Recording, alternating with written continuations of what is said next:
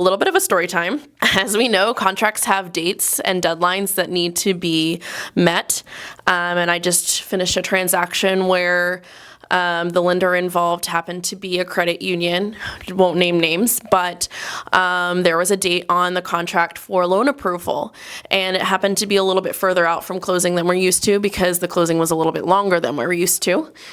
And one of the things that the lender said to me was, "Why do we need clear to close 15 days before closing date? That's not common."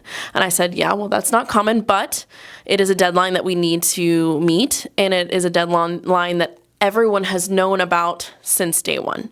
And that's one of those things that you kind of run into with bigger banks and credit unions is they are not really mindful of these deadlines. To them, it's kind of like loosey-goosey, for lack of a better way to put it, whereas the local lenders that we use all the time would never. Deadlines are important. We want to make sure that we're keeping in communication. We want to make sure that we're meeting those deadlines.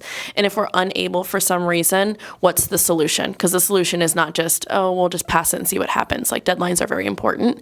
And it puts the buyer at risk if we are not meeting those deadlines for one reason or another. So my kind of cautionary tale is, at the very beginning, when you are looking into financing, shop around. Make sure you really truly understand who you're selecting for the process, and get with your agent to see if they do have some recommendations, because chances are they do, and chances are they are lenders that those agents trust and know are going to get the job done.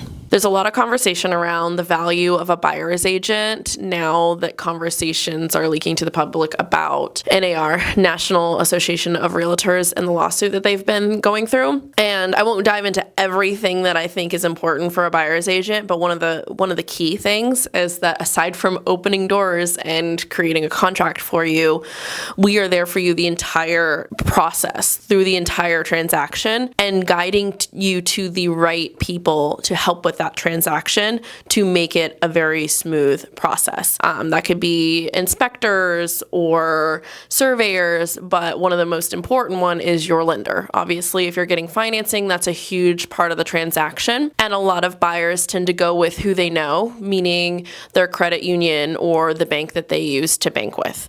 And while we are not going to say go with one lender over another, we do try to guide you in the route of going with someone local, not a huge bank, because generally in our experience, big banks, they're a corporation. They kind of treat you like a number. You're one of tons of transactions for them. So usually there's a ton of people involved. It's not quite as hands-on as one of our local lenders that we work with all the time.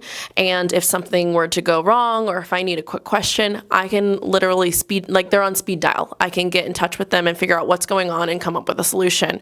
Where sometimes when you're working with a credit union or a big bank, it's like pulling teeth to try to get an answer, because not everyone's involved with every aspect of the transaction, and they might not even know. So they're pointing you down the line of many people to get an answer, and it can be very frustrating and hard to keep it a smooth transaction.